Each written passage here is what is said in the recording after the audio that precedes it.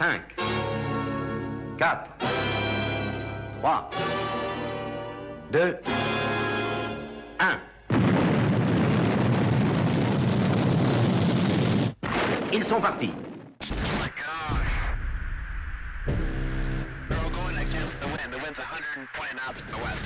Radio X Files avec Christian Page et Marceau.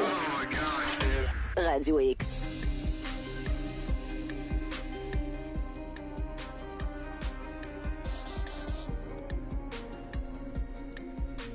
Bonsoir, bon vendredi. On est le 30 octobre 2020. Mon nom c'est Marceau, son nom à lui c'est Christian Page. Bon vendredi, Christian.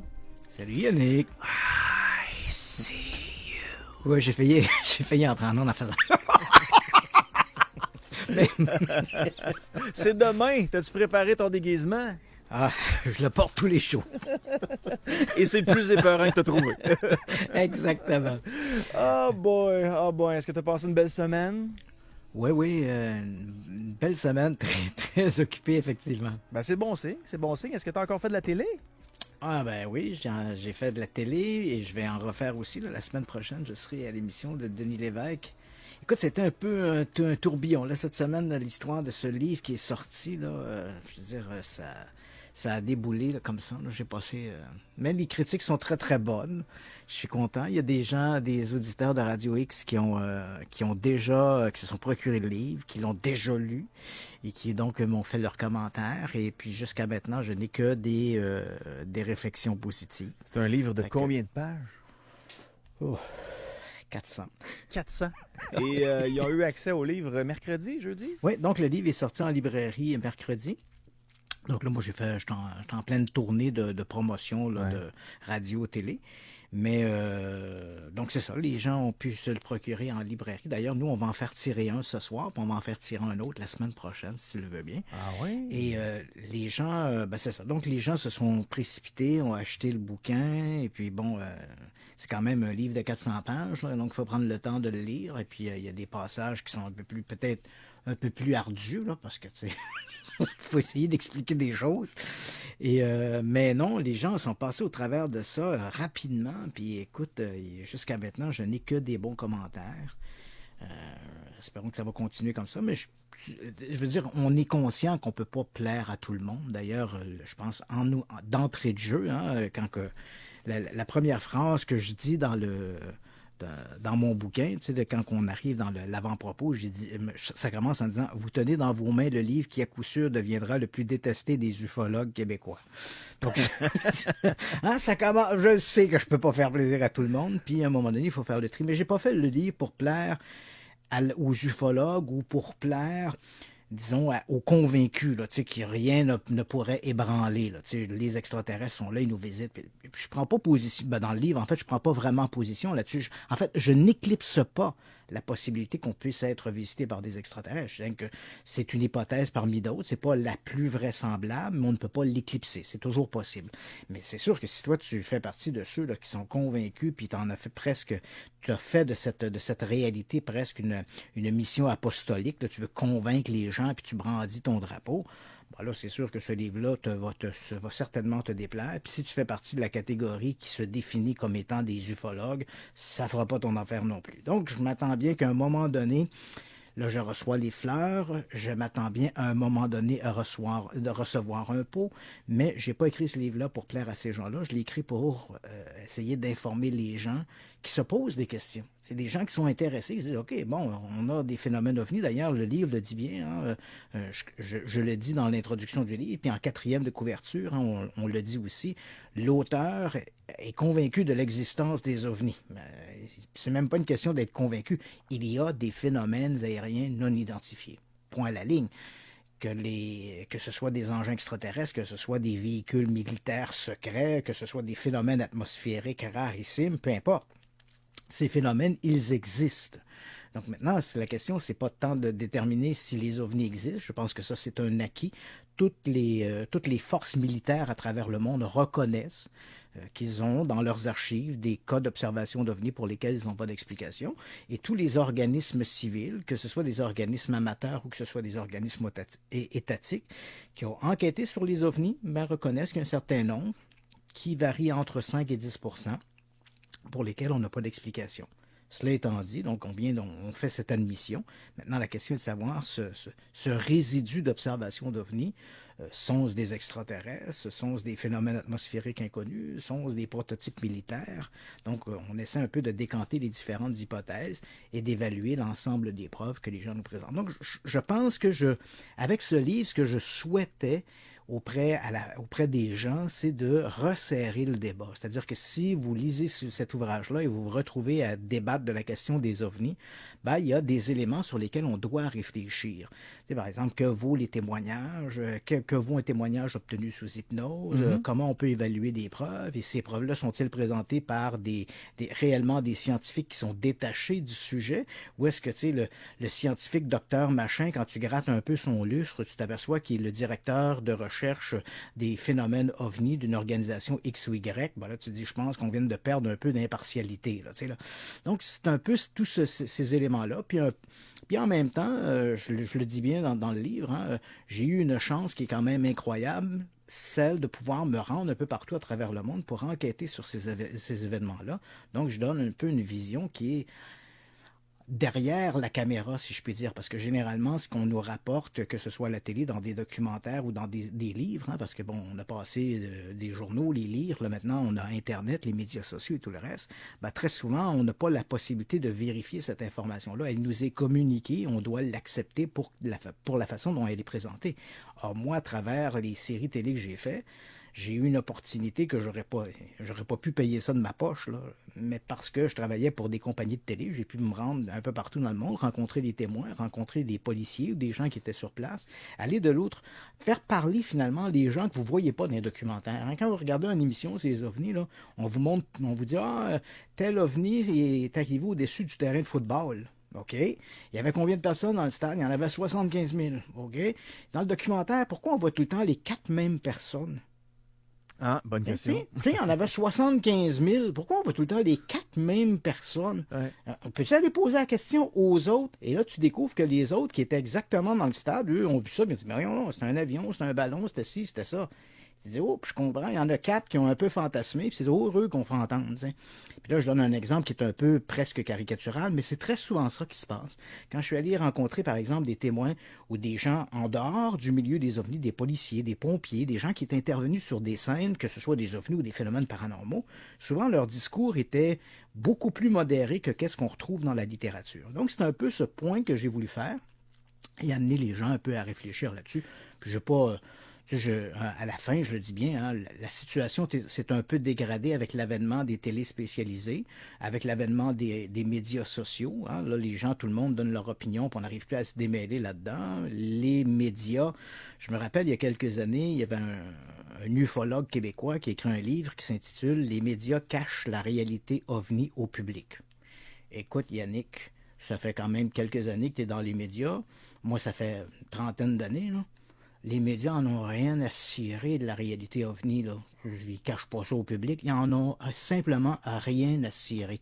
Les médias utilisent les ovnis pour se faire de l'auditoire. C'est tout.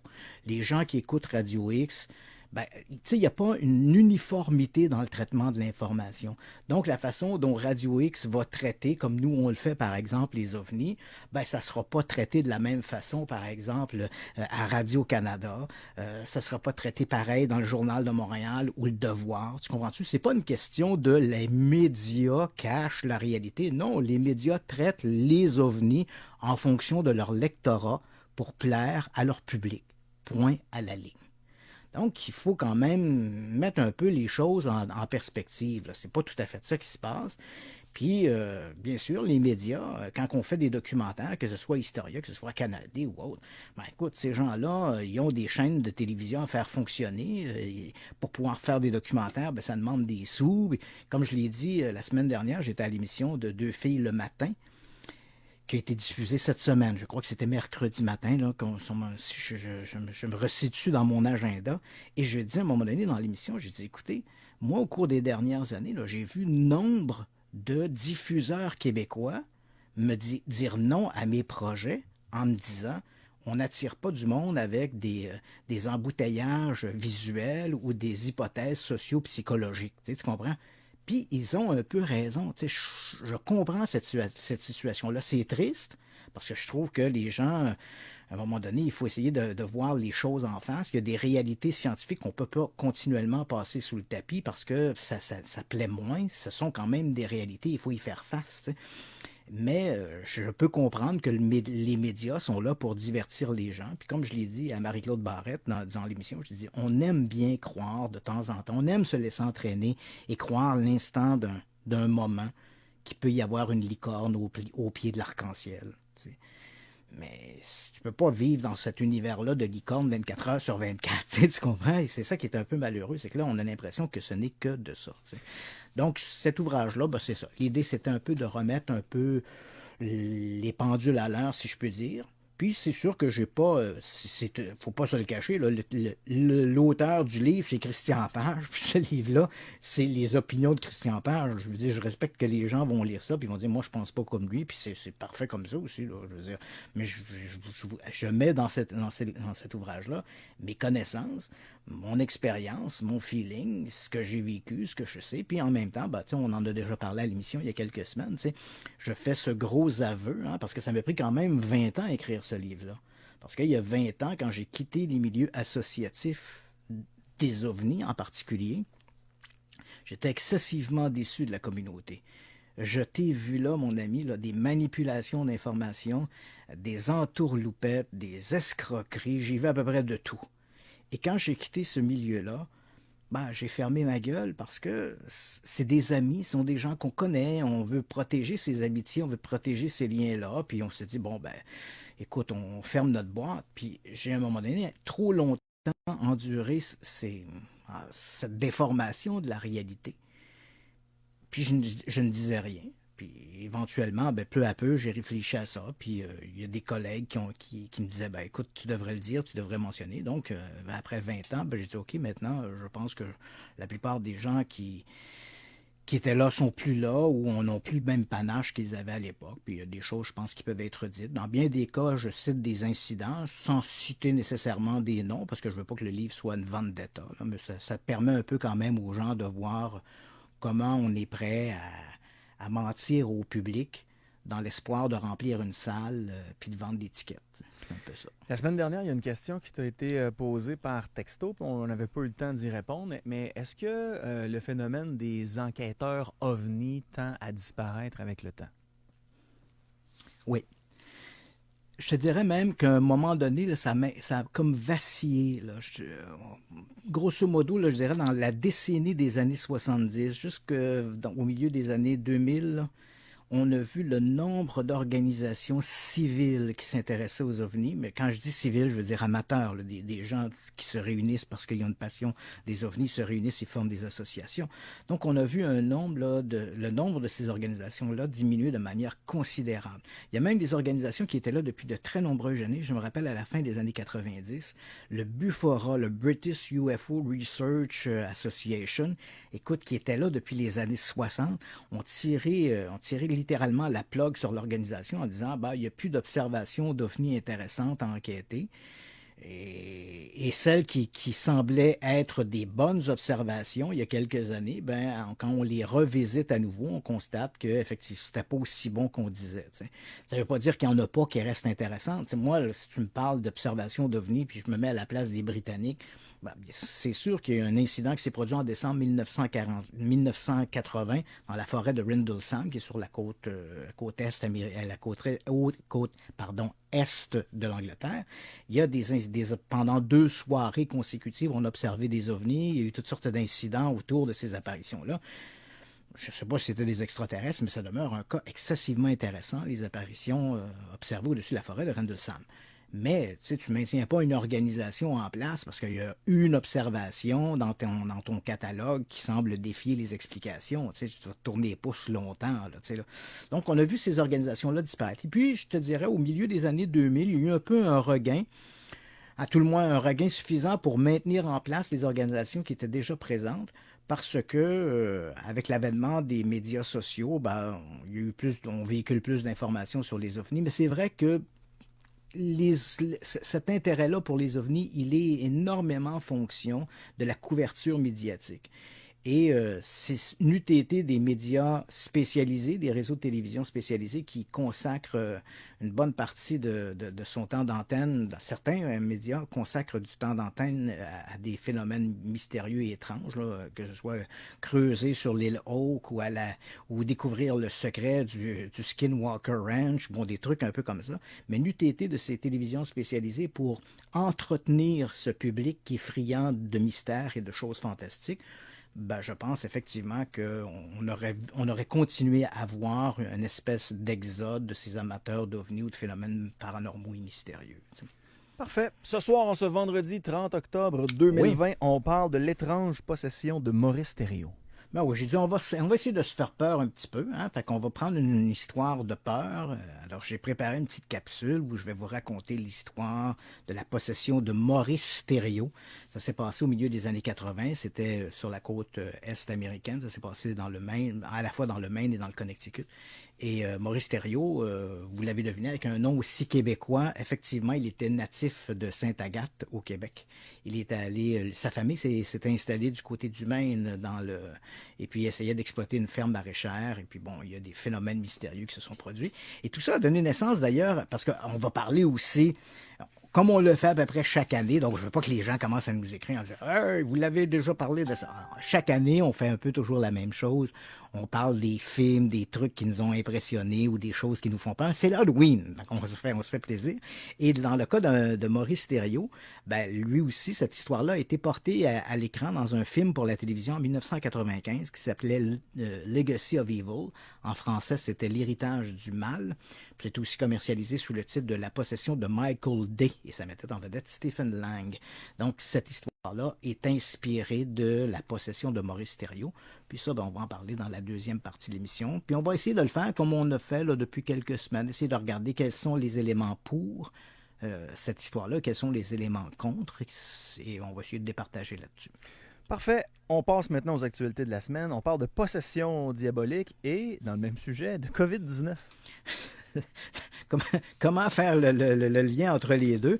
Bien, crois-le ou non, en fait, l'idée est apparue d'abord aux Philippines. Il y a des prêtres aux Philippines, des prêtres catholiques, qui ont dit, ben voilà, le fait que les gens sont confinés chez eux, ben ce confinement fait que les gens sont plus isolés et deviennent ils peuvent plus aller à l'église parce que les églises sont fermées. Donc, ces fidèles sont livrés à eux-mêmes et le fait qu'ils sont livrés à eux-mêmes, bien sûr, ça les rend plus vulnérables à la présence du diable.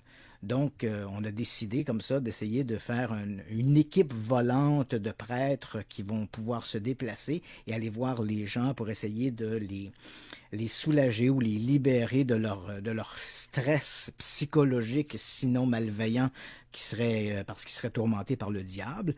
Et il faut savoir que cette histoire-là n'est pas simplement limitée qu'aux Philippines. C'est-à-dire que l'information, au départ, tout ça commence avec les Philippines, mais très rapidement, des prêtres catholiques ailleurs, autant en Europe que dans le sud-est asiatique et autres, ont commencé à dire « Ah, ben oui, c'est vrai aussi pour nous ». Et même l'Église reconnaît qu'il y a une augmentation depuis le début du COVID. Il y a une augmentation de demandes auprès des différents diocèses à travers le monde où des gens disent être tourmentés par le diable. Et là, ben, ils ont besoin d'une espèce de secours spirituel. En même temps, on peut comprendre l'aspect psychologique de ça, c'est-à-dire que des gens se retrouvent, on vit tous, je pense que même ici au Québec, là, sans parler du diable, on est tous un peu confinés chez soi. Puis on le voit, les derniers chiffres, les dernières études montrent bien que les gens vivent de plus en plus des détresses psychologiques, parce que à cause de toutes les contraintes que cela nous amène. Donc, c'est bien sûr que si tu vis ces contraintes psychologiques et si tu as une tendance, par exemple, à être un dévot, ben là, très rapidement, si tu te mets à avoir des pensées noires, tu auras tendance peut-être à les attribuer au diable. Et là, bien sûr, tu vas commencer à dire que tu es tourmenté par le diable. Mais c'est amusant de voir comment, c'est vrai, à travers le monde, les gens qui sont confinés vivent des détresses psychologiques, mais on a tendance un peu à oublier que bien souvent, ces gens-là ils ont des obédiences religieuses différentes, et ces obédiences religieuses les amènent à jeter un regard différent sur leurs troubles psychologiques Et là, bien sûr, ça amène toutes sortes de spéculations de ce genre-là. Je trouvais ça intéressant, cette vision-là de récupération du COVID à la sauce diabolique en cette veille de l'Halloween. Mais c'est pas eux autres aussi qui font comme la traversée du Christ, là, puis ils se fouettent. Oui, ce sont des gens, tu as tout à fait raison. Aux Philippines, le mouvement catholique romain, là, il est excessif, il est omniprésent et il est très fort. Les fidèles sont très, très, très dévoués. Et quand arrive justement la Pâque, on refait un peu le chemin de croix et il y a des fidèles qui, pour expier d'une certaine façon leurs péchés, acceptent de se livrer un peu à une représentation de la crucifixion. Donc, on les place sur des croix. Ils sont littéralement cloués sur les poteaux. Et puis, ils sont soulevés et on les laisse comme ça à la vue des gens pendant quelques heures. Donc, ça peut paraître très extrême, mais encore une fois, c'est une façon un peu d'exprimer sa foi dans ces régions-là. Je me souviens pas de la dernière fois que je me suis fouetté au sang. Non, c'est ça, c'est comme très particulier. Je me rappelle quand on est allé tourner, les régions du monde sont souvent très, très différentes. Hein, et je me rappelle, à un moment donné, on était au Mexique. C'était dans le cadre de la recherche des reliques saintes. Il y avait une histoire, à un moment donné, je ferai peut-être un spécial là-dessus sur les reliques saintes là, à l'émission.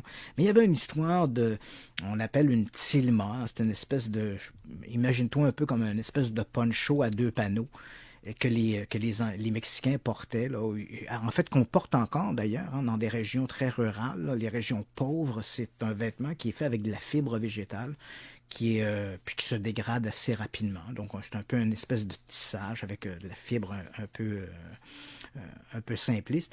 Et il y a une histoire qui est très populaire au Mexique qui dit que on est quelque part, de mémoire, je pense qu'on est au 17e siècle. Et là, voilà qu'il y a une espèce de paysan. On est en pleine période où on va comme transformer. Les Espagnols viennent de débarquer au Mexique et c'est le moment de l'évangélisation des Autochtones locaux, principalement les Aztèques ou les descendants des Aztèques. Alors là, évidemment, il y a comme un gros mouvement religieux qui s'implante sur place. Et puis là, il y a une légende, en fait, qu'on raconte, qu'il y aurait un certain Juan Diego qui, en s'en allant au village, aurait vu la Vierge lui apparaître. Et puis là, il y a toutes des démarches, il fait des démarches auprès de l'évêque, puis tout ça. Et puis éventuellement, la Vierge va faire apparaître son image, parce que notre Juan Diego dit à la Vierge Marie, il dit « Ouais, mais si moi je m'en vais voir l'évêque, je suis un pauvre. »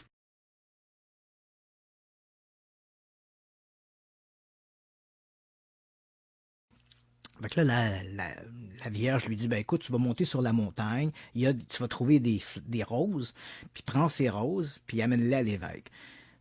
Juan Diego trouve ça un peu invraisemblable. De mémoire, je crois qu'on est au mois de décembre, il n'y a pas de roses, et surtout pas des roses de Castille qui poussent sur la montagne. Juan Diego se rend sur place, et là, effectivement, il y a un parterre de roses. Donc, il ramasse les roses, met ça dans son poncho, qu'il le replie un peu pour faire comme une espèce de poche sur lui, avec là, finalement, chez l'évêque. Et là, il demande d'être reçu. On le reçoit, ce qui est quand même surprenant parce que c'est un paysan illettré, donc que l'évêque accepte de le recevoir en soi déjà extraordinaire ou presque miraculeux. Bref, il rentre dans la grande salle, l'évêque est devant lui, il y a des conseillers autour de lui. Et là, Juan Diego, selon la légende, déploie son tablier. Et les roses de Castille tombent sur le plancher devant l'évêque, qui là est émerveillé de voir ça. Mais c'est pas les roses qui l'émerveillent, c'est de voir que sur la tilma de Juan Diego, sur le tissu, est apparue une image miraculeuse où on voit la Vierge Marie avait drapé d'un manteau avec les mains jointes sur le devant. Tout ça pour te dire que cette tilma, ce manteau de Juan Diego, il existe encore. Il est dans la grande cathédrale de Guadalupe qui se trouve au centre de Mexico. Et puis donc, on s'en va là, on tourne ça. Puis écoute, la façon c'est organisé, s'il y a des gens qui nous écoutent, qui ont déjà fait le voyage, puis ont déjà vu la tilma, écoute, il y a tellement de fidèles. Puis écoute, c'est vraiment des fidèles, mais dévoués là, d'une piété là, extraordinaire. Hein. Il y a comme pour éviter que les gens s'accumulent devant la tilma et restent là pendant des heures, comme on pourrait le faire, par exemple, à l'Oratoire Saint-Joseph devant le chœur du frère André ou des trucs comme ça. Eux, ce qu'ils ont fait littéralement un tapis roulant. Donc, tu entres d'un côté de l'église sur le tapis roulant et puis tu gardes ta place. Le tapis va passer éventuellement devant la tilma, qui est quand même placée haut. Là. Quand tu arrives devant, là, nous, on a eu la chance avec une caméra de pouvoir monter. On nous avait placé une espèce d'escabeau qu'on pouvait monter dessus pour filmer. Mais quand toi, tu arrives, là, les voyageurs arrivent là, puis ils voient la tilma, elle doit être facilement je sais pas, moi, 4, 5, 6 mètres au-dessus du sol. Là. Fait que là, on parle 20, 25 pieds. Là. Donc, tu la vois, puis c'est pas gros, hein. C'est à peu près un cadre, elle est placé comme dans un cadre qui fait peut-être 1,50 m sur 1,50 m. Fait que tu vois pas grand-chose. Mais les gens, là, ils sont là du matin au soir. Ils attendent cette minute où ils vont voir la tilma. Certains se déplacent sur le grand parvis de la cathédrale. Ils marchent, ils se déplacent à genoux. C'est toujours un peu, comment je pourrais dire, c'est quelque chose d'extraordinaire de voir la piété de ces gens-là. Et puis bon, sans prendre position, est-ce qu'ils ont raison de croire ou pas croire, mais tu vois ces gens-là, et notamment dans les pays d'Amérique centrale, les pays de l'Amérique latine, les croyances religieuses, et en particulier la foi chrétienne, elle est excessivement présente. Hein. Si ici au Québec, les fidèles désertent les églises, crois-moi, en Amérique latine, c'est pas le cas. Hein. Les églises, lorsqu'il y a des cérémonies, lors des messes, les églises sont bondées. Mais donc, tout ça pour te dire que c'est vrai que quand on regarde ça, nous, d'ici du Québec, on regarde un peu cette foi religieuse qui s'exprime, que ce soit aux Philippines, que ce soit en Amérique latine. On est toujours un peu surpris de voir la dévotion des fidèles, mais bon, c'est une vision, c'est notre vision très occidentale. Toujours dans les actualités de la semaine, on parle de l'eau sur la Lune. Oui, ça a été une grosse nouvelle. C'est la NASA qui a fait cette annonce-là en début de semaine. C'était lundi. Ils ont fait les responsables ont fait cette annonce-là lundi en même temps que paraissait un article dans le magazine Nature Astronomy. Et là, ce qu'on nous dit, c'est que il y aurait de l'eau sur la Lune. Et de la façon dont on a fait ça, écoute, on a utilisé deux sources différentes. On a utilisé d'abord une sonde qui est en orbite autour de la Lune, qui s'appelle le Lunar Reconnaissance Orbiter, qui d'ailleurs a refotographié toute la surface de la Lune, ce qui nous permet d'ailleurs d'avoir d'excellentes photos des sites d'atterrissage des missions Apollo. On a déjà parlé à l'émission, mais si vous allez sur le site du Lunar Reconnaissance Orbiter et vous tapez par exemple Apollo 17 Landing Site, le site d'atterrissage, vous allez voir des photos où on voit le LEM posé sur la Lune, on voit la petite Jeep à côté, vous voyez, on voit même les traces laissées par la Jeep pendant qu'elle se promenait sur la Lune. Donc c'est quand même assez spectaculaire. Donc on a utilisé des photos du Lunar Reconnaissance Orbiter et ensuite d'un télescope qui, lui, ne se trouve ni sur Terre ni dans l'espace. Il est monté dans la queue d'un Boeing 747. Donc, ce télescope, qui s'appelle le télescope SOFIA, il prend des images infrarouges de différentes cibles astronomiques, et là, dans le cas présent, c'était la Lune. Et en regardant la façon dont la lumière se déplace sur certains cratères, lorsque le Soleil frappe la Lune, puis qu'on peut l'observer, en regardant les ombres et en regardant la façon dont la lumière se réfléchit, les scientifiques arrivent à la conclusion que le fond des cratères, et en particulier au pôle sud, se trouve rempli d'eau gelée. Donc, il y a littéralement des patinoires dans le fond des cratères lunaires. En fait, il y en a tellement, entendons-nous, c'est peu si on regarde l'ensemble de la Lune, mais on parle quand même de 40 000 kilomètres carrés d'eau, dont 60% se trouvent dans les cratères du sud du pôle sud. Quand même. Et les scientifiques croient que cette eau-là elle n'est pas née de la Lune, mais elle serait des résidus liés à des impacts de météorites. Donc, les météorites transporteraient des molécules d'eau, et lorsqu'elles ont percuté la Lune, elles ont laissé ces particules d'eau sur la Lune. Et comme la température est très, très basse, évidemment, ça va glacer, c'est demeuré là depuis tout ce temps-là. Donc, on a il faut quand même dire aussi, Yannick, qu'en 2008, c'est une nouvelle qui avait déjà été pressentie parce qu'en 2008, des scientifiques qui avaient analysé des roches qui avaient été ramenées par les missions Apollo, fin des années 60, début des années 70, on avait trouvé dans ces échantillons des molécules d'eau. Donc, on s'est dit, si on a des molécules d'eau dans le sol lunaire, il est possible que dans certaines régions, il y en ait plus qu'ailleurs. Et là, les gens vont se dire, ouais, mais ça change quoi qu'il y ait de l'eau sur la Lune ou non? On n'ira pas chercher de l'eau ENIA, là, des petites bouteilles, on ne commencera pas à commercialiser de l'eau lunaire. Là. Effectivement. Mais en revanche, on sait que la NASA annonce le retour des hommes sur la Lune pour 2024. En fait, je dis les hommes, mais le plan de la NASA, c'est d'envoyer une femme. Le premier humain qui devrait débarquer à nouveau sur la Lune, selon les plans de la NASA, devrait être une femme, qui a été mise un peu de côté durant l'émission Apollo des années 60. Donc, lorsque les humains vont retourner sur la Lune, la NASA compte le faire à partir de 2024. L'idée, c'est d'installer éventuellement des stations lunaires permanentes. Et une des grandes problématiques, c'est le transport justement de l'eau. On se dit, bon, ben là, écoute, on envoie une fusée, on a déjà une charge utile, soit l'équipage, mais également tout l'équipement technique qu'ils doivent apporter avec eux. Ben là, si en plus, on doit envoyer des tonnes et des tonnes d'eau sur la Lune, tu comprends, plus tu mets de la charge utile, ben plus tu augmentes ta charge de carburant, parce qu'il va falloir du carburant pour aller pousser cette marchandise. Puis bon, c'est un espèce de cercle vicieux. Alors, si on a de l'eau sur la Lune, ben, tu comprends qu'on pourrait installer des systèmes qui pourraient aller récupérer cette eau dans les cratères et la transformer en eau liquide qui permettrait d'alimenter les stations lunaires.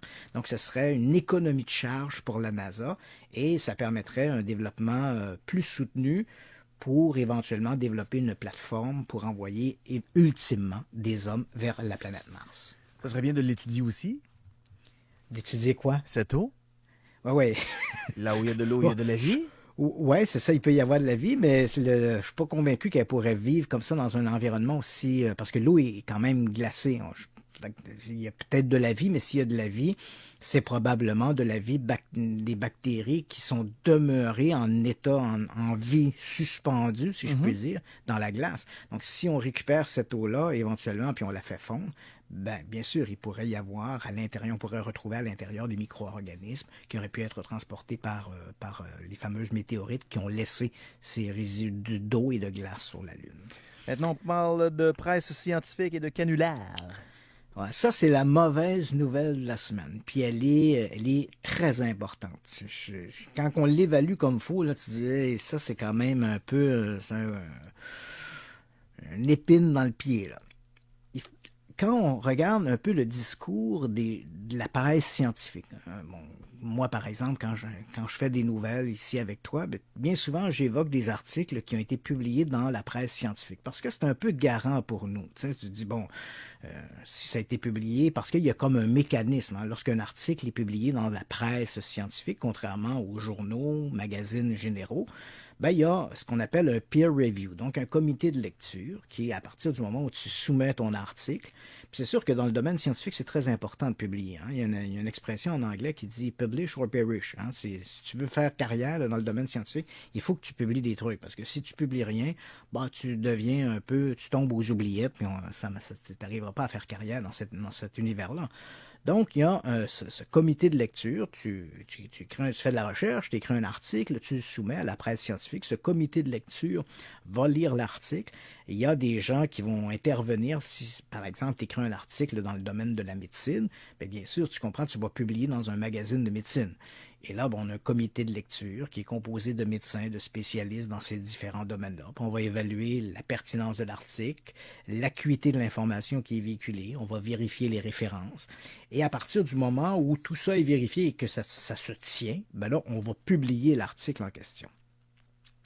Et donc, tu as une espèce de... Tu dis, si l'article est publié dans le journal, le magazine en question, il a passé à travers tout le tamis, et il a été lu par des experts, alors on peut supposer que l'information est relativement exacte.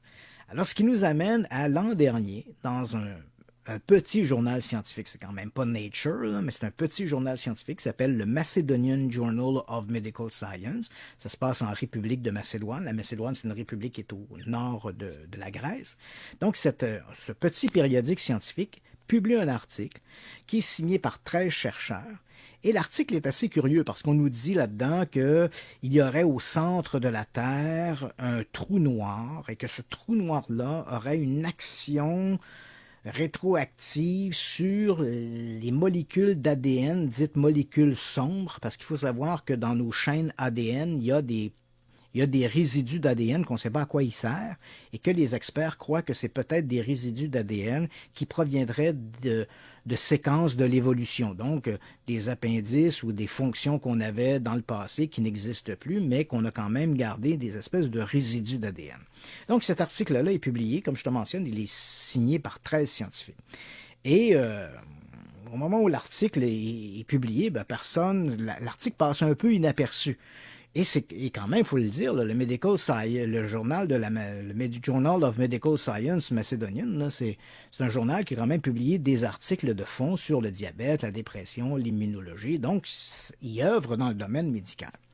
Et puis, l'article passe inaperçu. Et là, voilà qu'il y a quelques semaines, un groupe de chercheurs de l'Université de la Caroline du Nord tombe sur l'article en question qui était diffusé sur Twitter. Et là, il constate effectivement que c'est un charabia de n'importe quoi.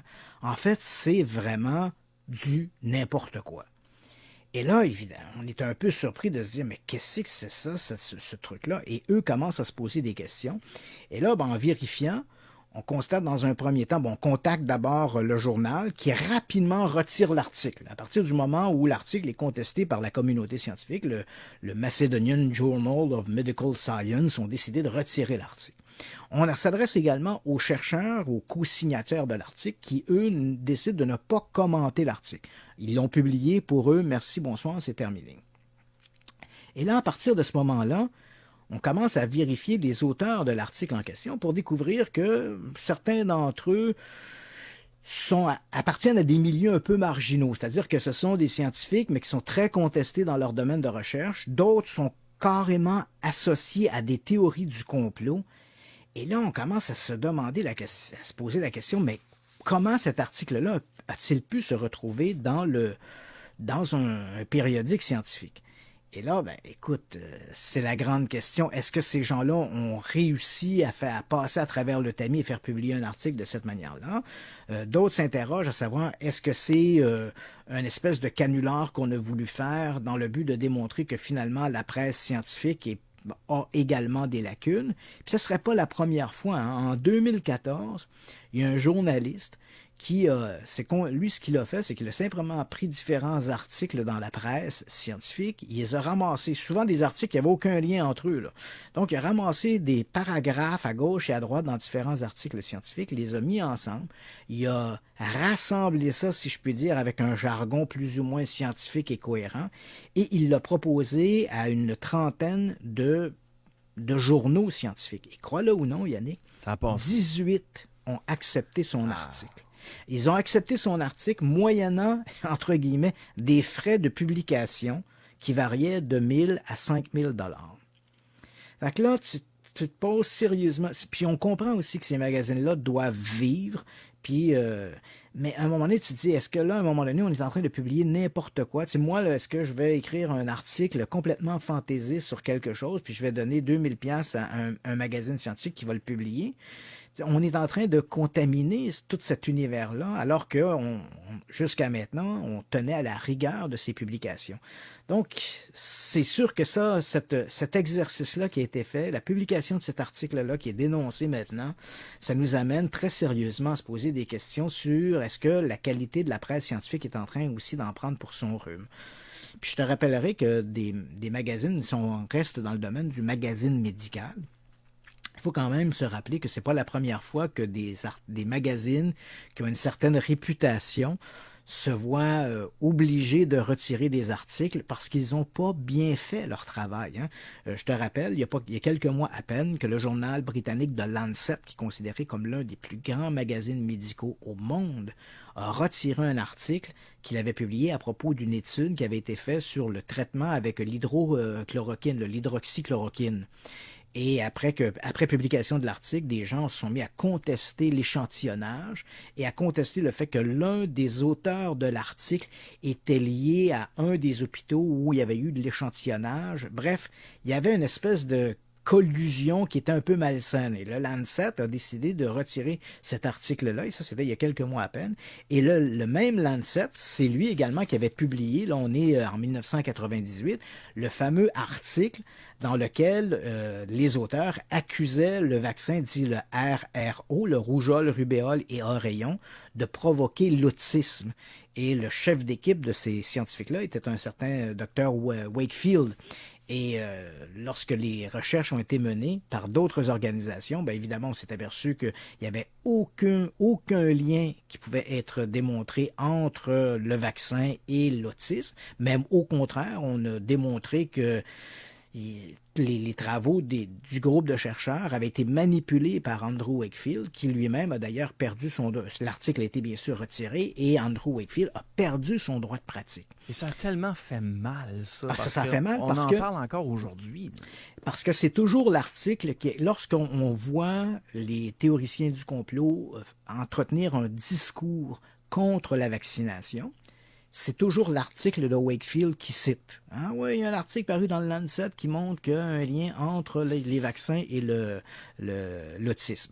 Alors que cet article-là a été non seulement été retiré par le Lancet, mais il a été clairement démontré qu'il était faux. Il y avait eu collusion, il y avait eu des pots de vin qui avaient été donnés et Wakefield s'était laissé acheter. D'où la raison pourquoi il a perdu son droit de pratique. Donc, et au moment où cet article-là est sorti, tu comprends, des gens ont... Ça paraissait dans le Lancet. Et donc, si tu lis ça dans le Lancet, tu te dis, je fais l'exemple, quand moi j'étais jeune, puis on voyait des trucs à la télé qui étaient présentés au réseau Discovery, on se disait, c'est montré à Discovery, c'est sûr que c'est vrai. Mais aujourd'hui, Discovery montre à peu près n'importe quoi. Là, un faux documentaire sur le mégalodon, un faux documentaire sur le Yeti, un faux documentaire sur des sirènes. On voit à peu près n'importe quoi à la Discovery. C'est un peu la même chose. Dans le domaine médical, on se dit, si ça a été publié par le Lancet, ça doit être sérieux.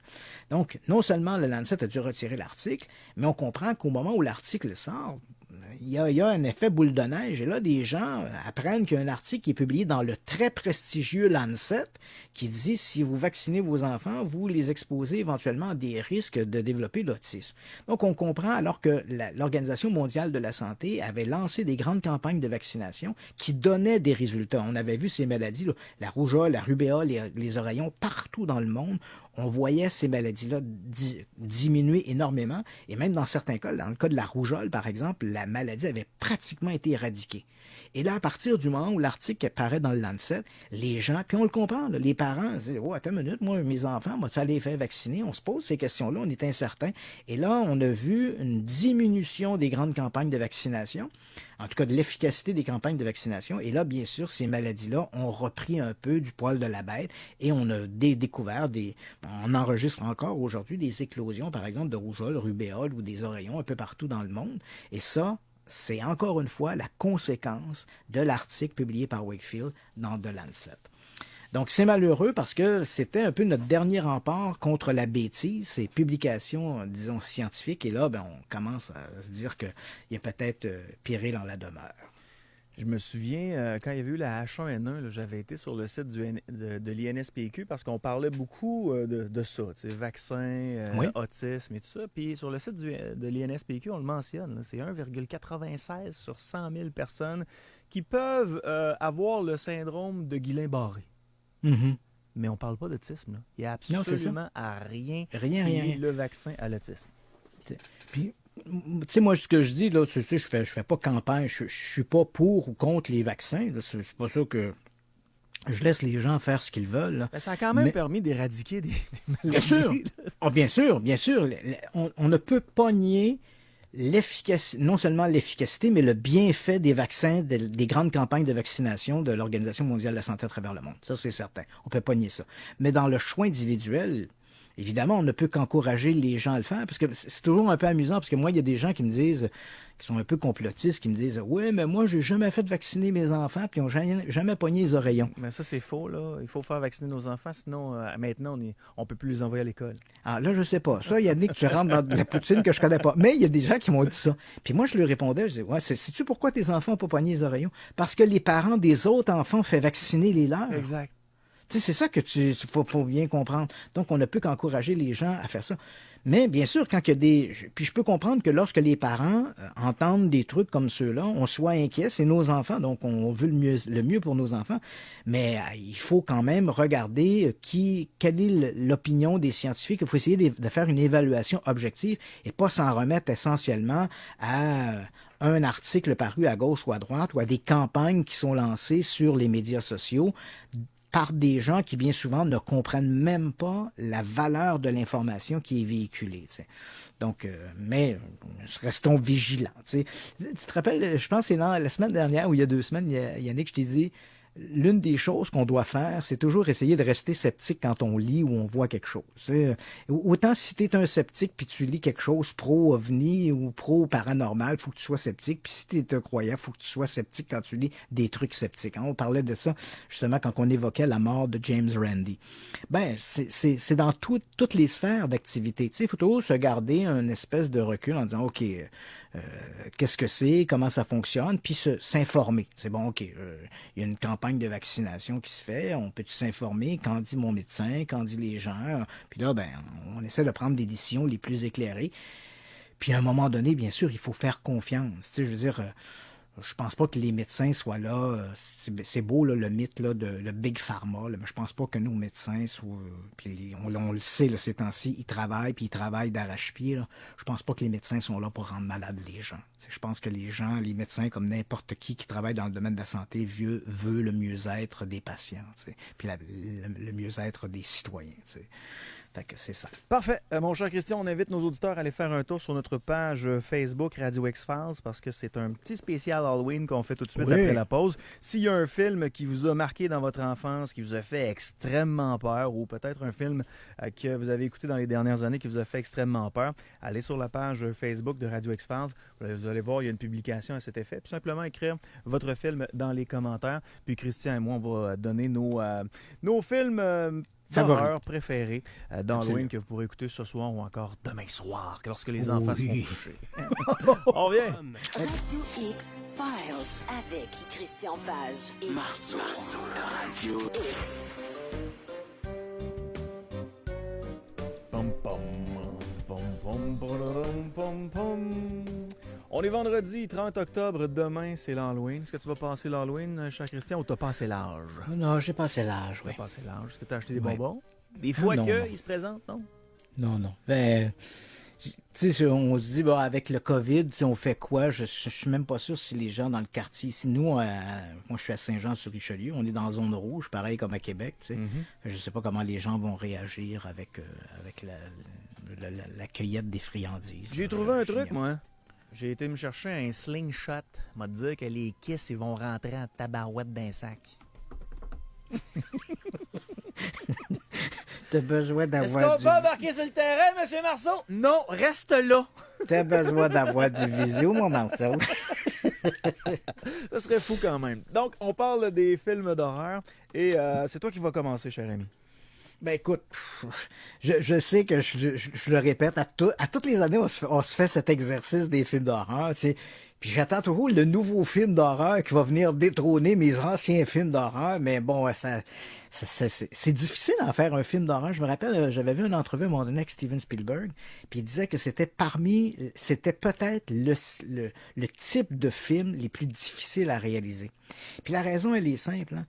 Qui d'entre nous ont réellement ont vécu la terreur? Ouais. Peu d'entre nous, là, moi que tu as survécu, été victime d'une tentative de meurtre par un tueur en série ou un truc comme ça, c'est pas quelque chose qui est inné. Or, généralement, les autres sentiments... J'ai quand même couvert aux élections la gang de Québec solidaire. Là. Je comprends. Donc, t'es dans la bonne catégorie. Je m'en suis pas remis. Ouais, mais on comprend que les autres sentiments, bon, bien sûr, on peut avoir peur comme ça, tu sais, on t'a su un peu la chienne, tu sais, mais les autres sentiments sont des sentiments qui sont plus familiers, là, tu sais, l'amour, la bonté, la gentillesse, la peine, la tendresse, ce sont tous des sentiments qu'on a vécu et qu'on est capable de faire une association avec. Donc, quand tu regardes des films où on va véhiculer ce genre d'émotions, on est on va y adhérer plus spontanément, on va se laisser entraîner plus spontanément parce que ce sont des sentiments qui nous sont familiers. Mais la peur pure et la terreur, ça c'est quelque chose qui est plus difficile parce que c'est pas quelque chose qu'on connaît, et essayer d'amener le téléspectateur à plonger là-dedans, ça devient excessivement difficile. C'est pourquoi la frontière entre le grotesque et la terreur pure, elle est très fragile. Si t'en mets un peu trop, ça devient ridicule. Puis si t'en mets pas assez, ben, le téléspectateur n'embarquera pas. T'sais. Là, puis tu peux toujours tomber dans le gore avec des bras coupés puis des jambes coupées, mais ça, c'est plus, c'est pas, on n'est plus vraiment, c'est plus, ça soulève plus l'élément du dégoût que l'élément de la terreur. T'sais. Donc, c'est vrai que c'est un style de film qui est difficile. Donc, cela étant dit, mon film premier, et j'ai vu par les commentaires qui étaient sur la page de Radio X-Files, j'ai vu que beaucoup de gens partagent mon avis sur ce film. C'est peut-être le plus grand classique des films d'horreur. C'est le film qui a été déclaré par l'Académie du cinéma américain comme le film le plus terrifiant de tous les temps. On en écoute un court extrait. Y a-t-il quelqu'un en toi?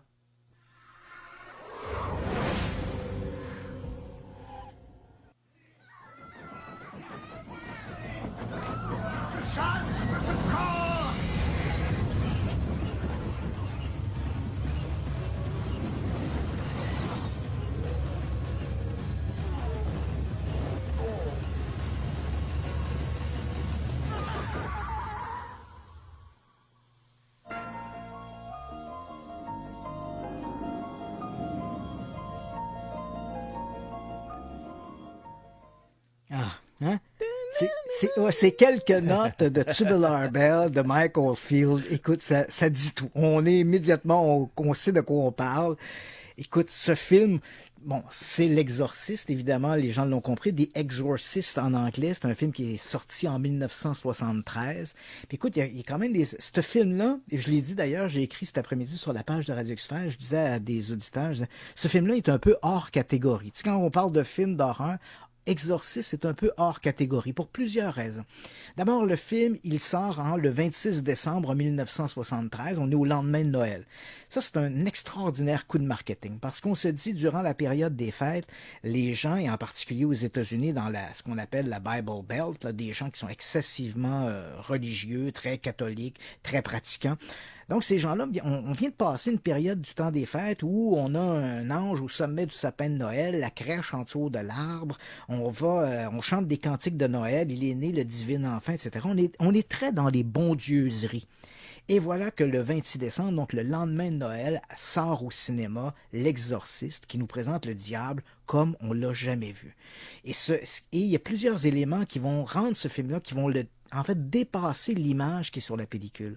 Parce que, dans un premier temps, le film, il est l'adaptation d'un roman qui est paru en 1971, qui avait été signé par William Peter Blatty. Blatty est un scénariste de film, et c'est donc lui qui va réadapter son propre roman pour le film L'Exorciste. Et durant le moment où il fait cette adaptation, Blatty va confier à des journalistes que cette histoire de l'exorciste, il ne l'a pas inventée de toutes pièces. Et là, il raconte une anecdote assez sulfureuse. Quand j'étais à l'université de Georgetown, j'ai rencontré un prêtre jésuite qui, lui, connaissait des gens qui avaient pratiqué un exorcisme en 1949 en banlieue de Washington. En fait, l'histoire avait commencé à Cottage City et ça s'était poursuivi à Saint-Louis, au Missouri. Écoute, une histoire incroyable d'un adolescent de 14 ans qui était possédé par le démon. Donc, quand il raconte ça, évidemment, la presse s'empare de l'affaire, et quand le film sort en salle, le film n'est pas commercialisé comme étant basé sur une histoire vraie, mais la rumeur circule. Et donc, quand les gens vont au cinéma et voient le film L'Exorciste, ils savent à l'intérieur que ce film-là est basé sur des événements qui se sont peut-être déjà produits. Et en 1973, et en particulier dans les États très religieux, il y a une espèce de tabou encore qui entoure cette idée de la possession diabolique. L'exorciste fait également autre chose. Il donne pour peut-être la première fois, il donne un visage et une voix au diable. Donc avant, c'était, on imaginait le personnage cornu, ça c'est le diable. Puis, faut le dire aussi, dans les faits, la jeune fille dans le film L'Exorciste, qui est interprétée par Linda Blair, qui incarne le rôle de Regan McNeil, elle n'est pas possédée par le diable, elle est possédée par un dieu du vent. Je sais, ça semble ridicule de dire ça, mais un dieu du vent qu'on retrouvait dans l'ancienne Mésopotamie, qui est Pazuzu. Donc, elle est possédée par cet esprit-là, mais bon, on fait vite l'association du diable. Et pour une des premières fois, on voit dans le film L'Exorciste, on lui donne un visage et on lui donne une voix. Donc, quand le prêtre rentre dans la chambre et il voit Regan qui est possédé par le diable, on voit le visage du diable. C'est pas un simple personnage avec des cornes. Et il a une voix. Tu sais, c'est pas qu'un son guttural. Il a une voix. Tu sais, quand elle dit « Hé, Carasse, ta mère, elle est en enfer, ou elle suce des queues, ou des trucs comme ça, ou la truie est à moi. » C'est... Le diable a une voix.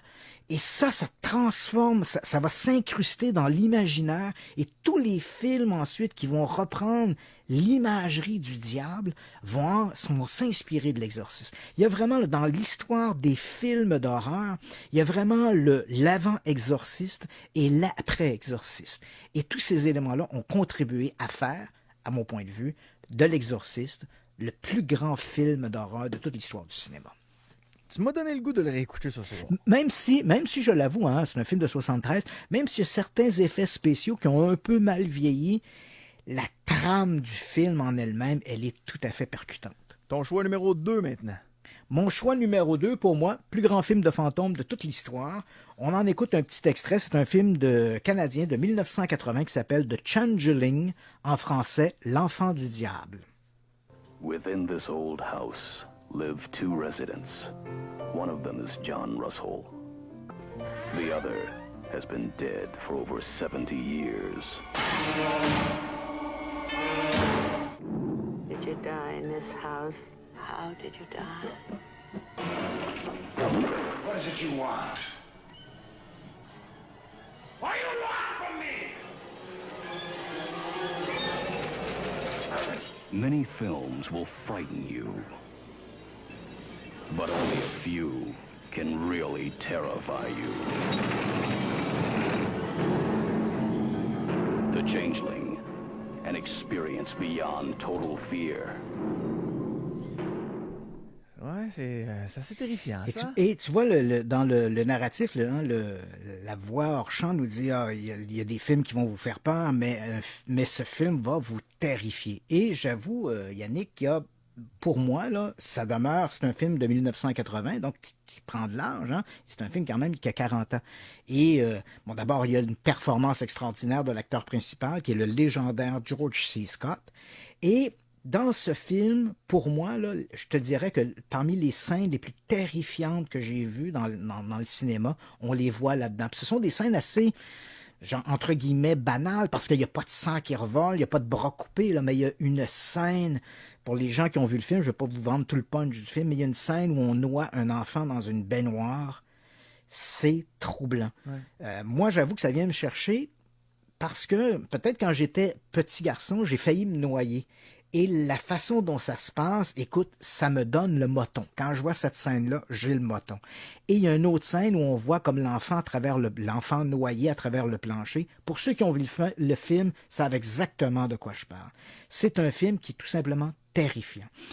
Et dans The Changeling, ce qui est peu connu des gens, tous les gens qui ont vu ce film-là ont été très surpris, ont eu très peur à regarder le film, mais ce que les gens ne savent pas, parce que c'est pas beaucoup publicisé, c'est que le film est basé là aussi sur une histoire vraie. Un des 3 scénaristes du film, c'est un type qui s'appelle Russell Hunter.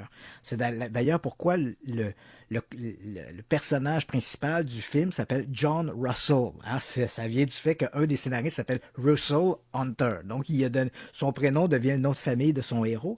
Et ce Russell Hunter, en 1968, c'est un scénariste, il écrit des romans. Et en 1968, il s'était retiré à Denver, au Colorado. Et il a loué une gigantesque baraque pour $200 par mois. D'accord, on est en 1968, le coût des loyers n'était pas comme aujourd'hui, mais $200 par mois, c'était ridicule. Et dans une rare entrevue, Russell Hunter raconte qu'au moment où il emménage dans cet endroit-là, il paye $200 par mois, il s'étonne pourquoi l'édifice est-il abandonné. Et là, on lui dit, parce que personne ne veut aller là. Il y a apparemment des phénomènes étranges qui s'y produisent. Hunter, il croit pas beaucoup. Et il arrive là et il va vivre toutes sortes d'expériences. Il va découvrir, comme dans le film de Changeling, il va découvrir une porte dérobée qui mène au grenier avec une chaise roulante. Tout ça. Écoute, je n'en dis pas plus, mais cette histoire-là, elle est tout à fait passionnante. Et si vous avez la chance, le film existe en français, là, même si on a entendu la bande-annonce en anglais, le film existe en français sous le titre L'Enfant du Diable, 1980, avec George C. Scott. À ne pas confondre avec un autre film qui s'appelle The Changeling, qui est plus tardif, avec Angelina Jolie. Là, en 2008, oui. Ouais, c'est ça. Donc, c'est le même titre, mais ça n'a rien à voir. Donc, le film dont je vous parle, L'Enfant du Diable, de Changeling, film canadien de 1980, avec George C. Scott, c'est un film qui est renversant. Un bon film de 2 heures. Maintenant, ton dernier choix. Mon dernier choix, c'est un film... C'est drôle parce que quand on me posait la question « Quel est ton meilleur film de fantôme? » je répondais toujours « The Changeling ». Et il est demeuré pendant très longtemps. En fait, il est demeuré pendant littéralement 27 ans inébranlable. C'était mon film de fantôme, mon top, c'est celui-là. Et en 2007, sort sur les écrans un film qui était un film coproduction espagnole et mexicaine qui s'appelle El Orfanato, l'orphelinat en français, qui a été réalisé par Guillermo del Toro. Et ce film-là, bon, c'est un couple là, qui emménage dans un ancien orphelinat. Ils ont adopté un petit garçon. Et là, il y a des phénomènes qui commencent à se produire là-dedans. Écoute, c'est un film de fantôme qui est tout à fait fantastique. Là aussi, je ne vais pas trop en donner. Mais écoute, il y a une séquence, à un moment donné, il y a une séance de spiritisme qui se tient dans la maison et la médium est incarnée par Géraldine Chaplin, qui est la fille de Charlie Chaplin. Et à un moment donné, elle entre dans une pièce, il y a des enfants qui ont été assassinés, et elle entre dans une pièce et on entend une espèce de souffle qui est à la fois une longue plainte qui semble comme si ça venait de l'au-delà, c'est le cri de ses enfants. Écoute, c'est troublant comme scène et ça me... Écoute, j'en parle, là, puis j'ai des frissons. Là, si vous n'avez pas vu L'Orphelinat, c'est un film qui est à voir, c'est tout à fait fantastique. C'est une superbe maison. Comment l'avez-vous trouvée? J'ai grandi ici, c'était un petit orphelinat. Quand tu étais petite et que tu vivais ici, tu n'avais pas peur? Ils sont dehors. Écoute. Moi, je serai jamais grand. Je vais pas grandir. Comme mes nouveaux amis. Parce que tu en as plusieurs? Ils sont 6. Simon n'est pas mort. Et je ferai tout ce qu'il faudra pour récupérer mon fils. Accepteriez-vous de recevoir la visite d'une médium chez vous? Qu'est-ce que vous me conseillez de faire? Vous entendez, mais vous n'écoutez pas. Il ne s'agit pas de voir pour croire, mais de croire pour voir. Croyez, et alors vous verrez.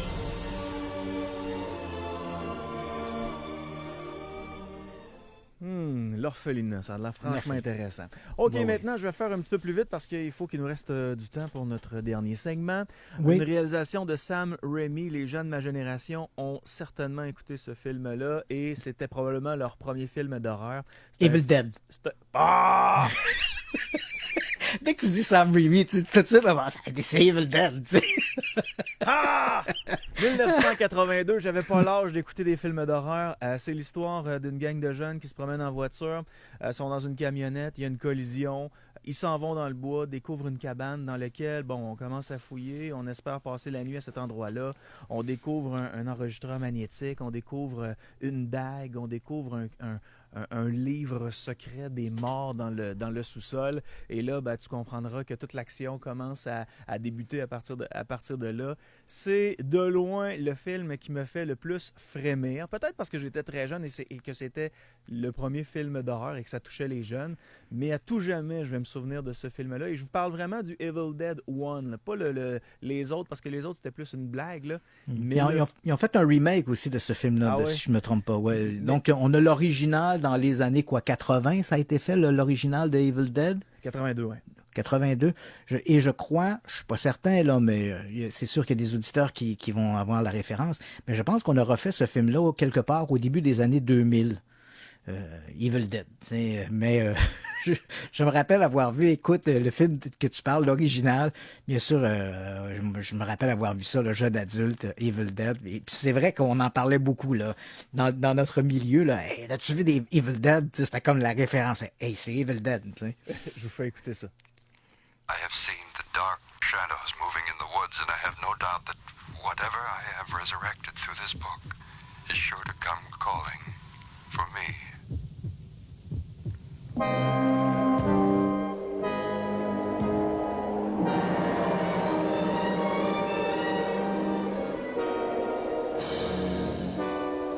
No, it was the woods themselves.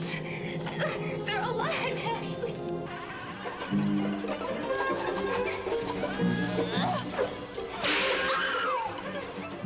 Là, c'est quand l'arbre décide de lui faire l'amour.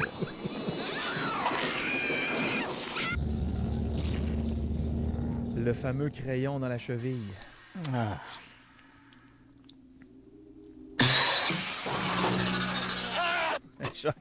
J'écoute ça, mon cher Christian, j'ai encore des frissons, Colin.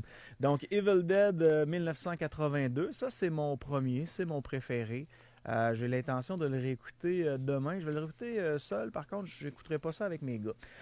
Mon deuxième, il y a eu une première version. Je pense que c'est une version chinoise. Moi, j'ai écouté la version peut-être un peu plus américaine qui a été réalisée par Gore Verbinski. C'est sorti en 2002. C'est The Ring. Bien sûr. Et le synopsis, c'est vraiment une mystérieuse cassette qui s'échange d'adolescent en adolescent ou de jeune adulte en jeune adulte. Et tout de suite, dès que la personne écoute cette fameuse cassette-là, eh bien, il y a un téléphone qui se fait dans lequel on apprend qu'il reste quelques jours à la personne qui a regardé la vidéo à vivre.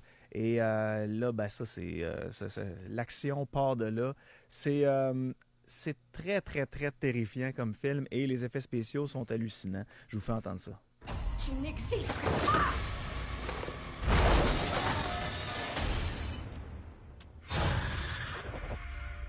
Allez, faut qu'on se lève.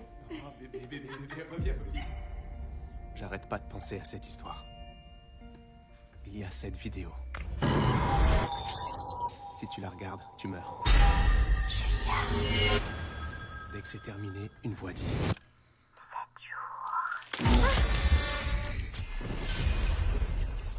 Vous voulez que je vous parle de la fille? Donc voilà, c'est The Ring ou encore Le Cercle en français. Et je termine avec le dernier. Là, j'étais jeune adolescent, mon cher Christian, et c'était l'âge où on va avoir une sexualité active. Ouais. Ce qui faisait en sorte qu'on écoutait les films d'horreur avec les filles. On commençait sur chacun de nos divans. Puis après ça, ben, les filles ils venaient se réfugier dans nos bras parce que elles avaient peur. C'est le film Candyman. Est-ce que tu l'as déjà écouté? Oui, j'ai déjà vu Candyman. En fait, les trois films que tu mentionnes, je les connais. D'ailleurs, le Cercle, qui est une adaptation d'un film japonais, Rungu, là. Ouais. Moi, j'ai à la maison, dans ma vidéothèque, j'ai la version américaine et j'ai la version japonaise.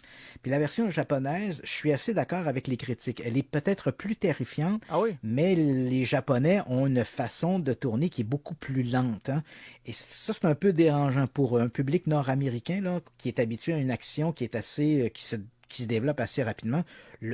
Disons, le développement de la version américaine est beaucoup plus rapide que dans la version japonaise.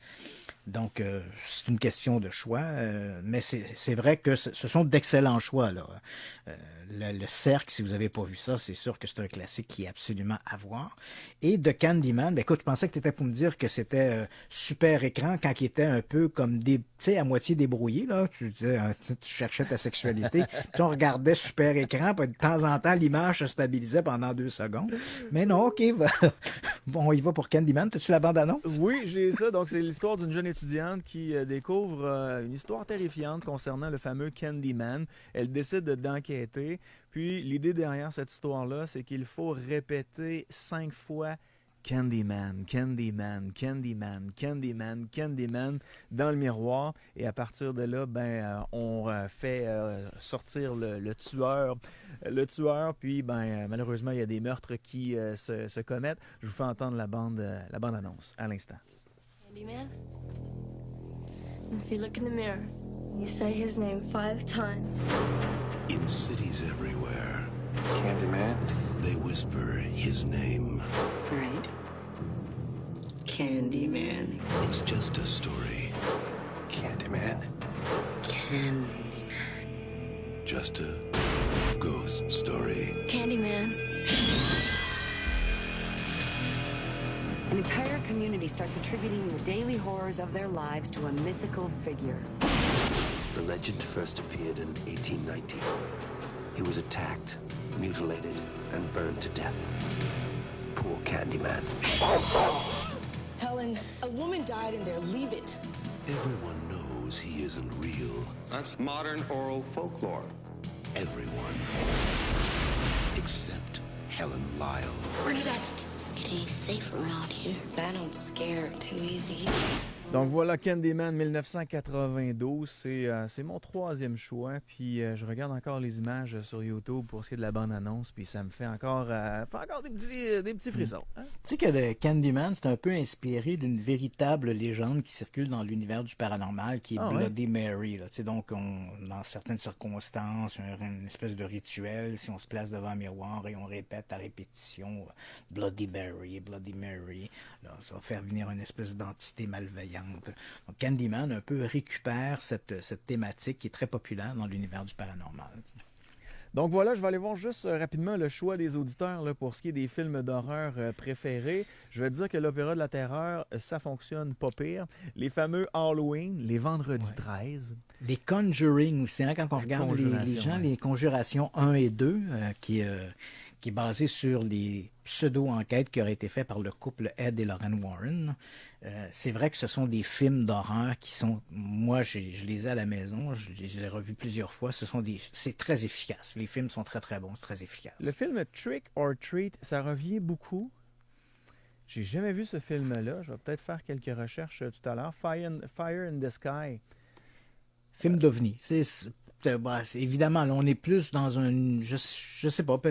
C'est vrai qu'il y a certaines scènes qui... En tout cas, il y a certaines scènes qui sont troublantes. Là. Le pauvre Travis Walton se fait attaquer par des extraterrestres qui ont l'air des médecins nazis. Là. Mais c'est un film qui n'est pas... je sais pas si je le classerais dans des films d'horreur, mais bon, je peux comprendre que ça puisse... l'idée de se faire enlever par des extraterrestres, c'est pas nécessairement Jojo. Insidious, Insidieux. Oui. Ensuite, Halloween avec Rob Zombie. C'était très bon, ça. C'était Insidious, j'avais bien aimé ça. J'ai vu le... C'est un type qui trouve des vieilles vidéos, là, des films Super 8 là, dans une maison qu'il loue, puis il voit comme des scènes où il y a eu des assassinats, puis il y a comme un personnage qui apparaît. Je ne veux pas trop en dire, mais c'est un film qui est assez bien réussi. Il y a une espèce de climat très glauque autour de ça, qui fonctionne bien. Ouais. Le film 7 avec Brad Pitt, je pense. Oui, c'est Brad Pitt qui était là-dedans, hein, c'est vrai. Oui, absolument. Morgan Freeman aussi, je crois qu'il était là aussi. Quelqu'un qui me dit Emmanuel. Non, je pense que... Moi, ça. J'espère que ça a changé pour lui. Là. Mais Freddy, ce qui était terrifiant aussi, c'est quand on allait dans le rêve puis il y avait des enfants qui se balancinaient. Hein? Ouais. Moi, tu vois ça, les Nightmare on Elm Street, là, les Freddy, ça, j'ai pas embarqué du tout là-dedans. Je trouvais que... Non, j'étais plus, je me laissais plus entraîner dans la même gamme, je dirais. Je me laissais plus entraîner dans les Friday the 13 ou Halloween. Tu sais, Jason ou Michael Myers avec son masque. Je trouvais ça, moi j'embarquais plus là-dedans. C'était plus mon genre, ça, que Freddy, ça, il y avait comme un l'aspect fantasmagorique du personnage qui arrive à travers le nuage, pas le nuage, mais à travers les rêves. Je trouvais ça moins... C'est pas mon esprit critique me disait c'est moins vraisemblable que le tueur en série qui a un masque d'hockey. Sinon, Constantine, ça c'est avec celui qui fait la matrice. Keanu Reeves. Exact. Le village des damnés, Loup-garou de Londres, Hellraiser. Puis, je termine avec ça. Chucky. Bon, Chucky, c'était pas épeurant, ben. Là. Ouais, mais le Loup-garou de Londres, ça, c'était bien. Bon, c'est ça. Ah, là, il y a un de mes amis, il y a un des auditeurs qui mentionne, tu l'as mentionné, Hellraiser. Ouais. J'ai un de mes amis, moi, il ne jure que par Hellraiser. C'est lui, là, le plus grand film de l'histoire du cinéma, c'est Hellraiser. Écoute, il y en a un qui vient de rentrer, là, Christian, j'y ai pas pensé, mais ça, c'est un film d'horreur. J'avais loué ça, il y en a qui vont dire vous êtes donc bien vieux, là, mais j'avais loué ça au club vidéo. Je pensais que c'était un petit film cucu. C'est une gang de filles qui décident d'aller faire de l'exploration dans des cavernes. Ça s'appelle La Descente. Oui, c'est bon. J'étais terrifié. Ouais, dans les films, tu sais, parce qu'il y a beaucoup de films qu'on pourrait mentionner, là, on mentionne les trois, mais est-ce que tu as vu, par exemple, le film Les Autres avec Nicole Kidman? Excellent film. Tu sais, c'est que Les Portes de l'Esprit avec Kevin Bacon. Oui, très bon. Ça, c'est très, très bon. Miroir avec Kiefer Sutherland, qui est une adaptation d'un film japonais, ça aussi.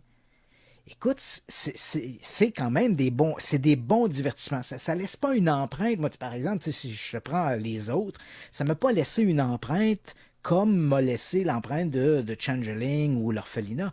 Mais c'est un excellent divertissement, ce film-là, Les Autres. Le Sixième Sens.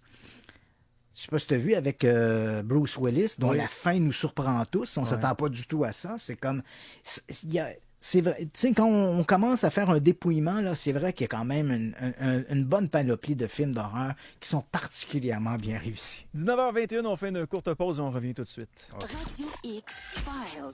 Radio X. 19h26. Ah, quel sujet ce soir. Ça va faire un beau petit spécial Halloween. On va terminer l'émission avec ce segment-là. L'étrange histoire de Maurice Thériault. Voilà. Écoute, elle aussi a donné naissance, a été adaptée au cinéma, en fait à la télévision, dans un film de 1995, Legacy of Evil. Et ça met en fait, l'histoire raconte des événements étranges dans la vie d'un certain Maurice Thériault. Une histoire sur laquelle j'ai enquêté. Puis je te raconterai, après le petit bloc, je te raconterai une anecdote qui m'est arrivée durant le tournage.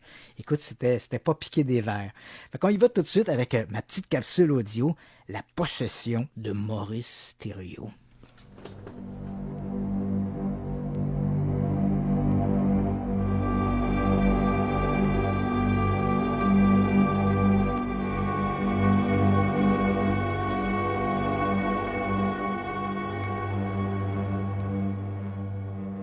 Nous sommes à Warren, au Massachusetts, aux États-Unis, le 2 mai 1985.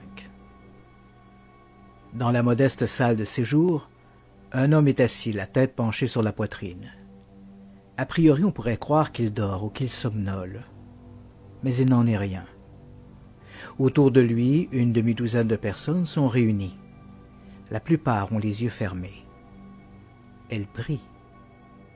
Immédiatement en face du dormeur, un homme se tient debout. À n'en juger par ses vêtements sacerdotaux, il s'agit d'un membre du clergé. Un prêtre d'une 60aine d'années, au visage émacié. Un peu en retrait de cette assemblée pour le moins inhabituelle, un solide gaillard filme depuis déjà plusieurs minutes le rituel. Le grand rituel de l'exorcisme. Soudain, la voix du père McKenna s'élève de nouveau.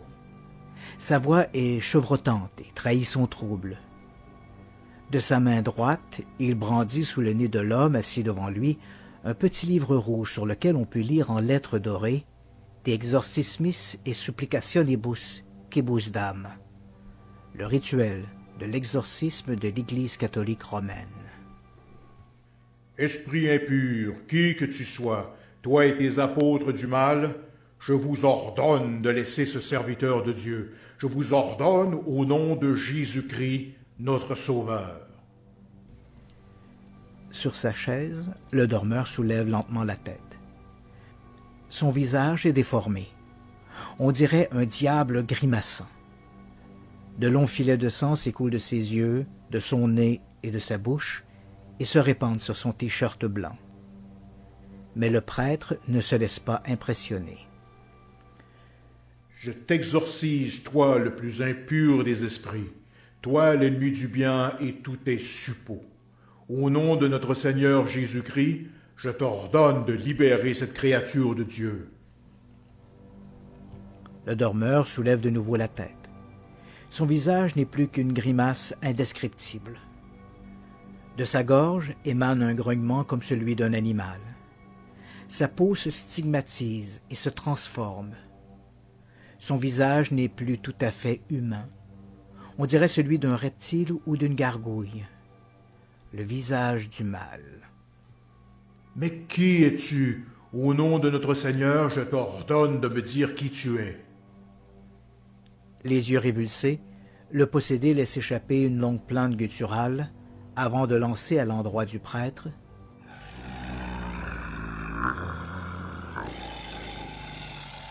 Je suis qui je suis. Je suis le seul. »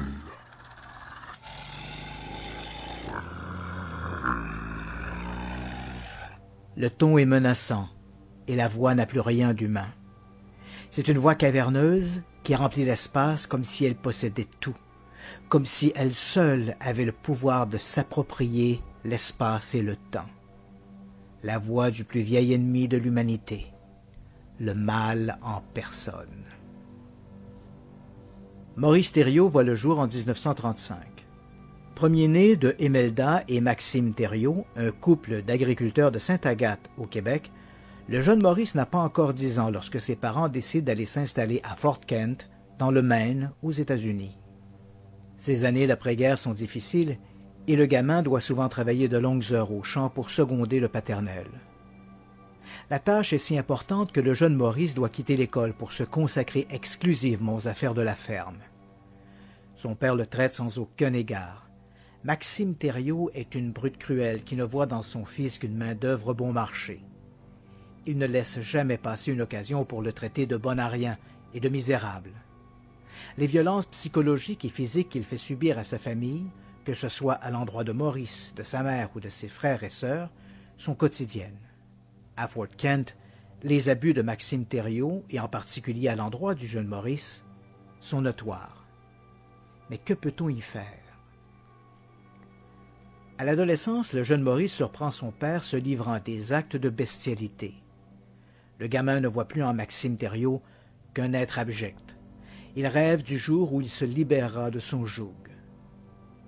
En silence, il prie et jure qu'il est prêt à tout pour échapper à l'emprise de cet homme qu'il déteste et méprise.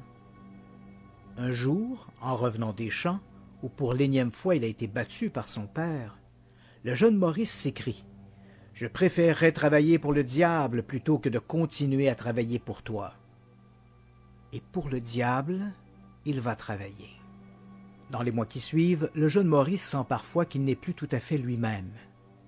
Certains jours, il se surprend à jouir d'une force quasi herculéenne pour un adolescent de son âge. Il a l'impression que des forces étranges se substituent à sa propre volonté. Les années passent et Maurice voit enfin arriver le jour de sa majorité. À 21 ans, il peut maintenant s'affranchir de Maxime.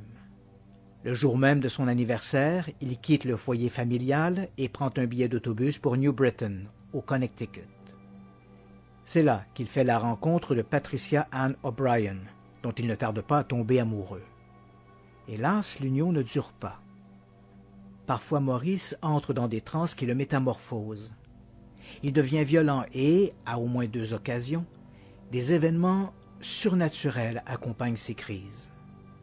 Une fois, un crucifix placé au-dessus du lit conjugal se met à saigner, mais lorsque le couple approche les doigts pour toucher le fluide, le sang disparaît sous leurs yeux.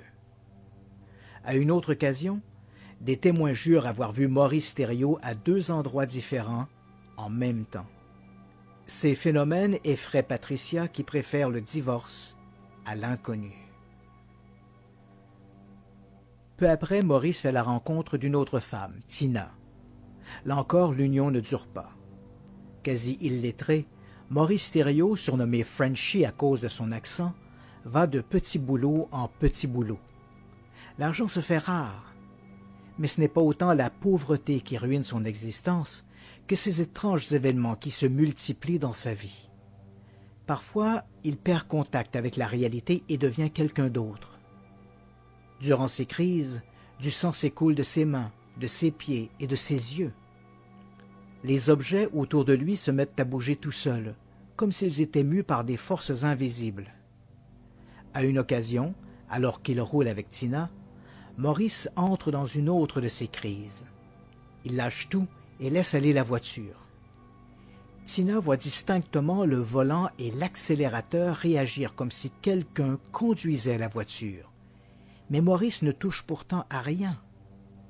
La Chevrolet roule ainsi quelques minutes, puis, toujours sous l'influence de cette force étrange, entre dans un champ et va heurter un gros chêne.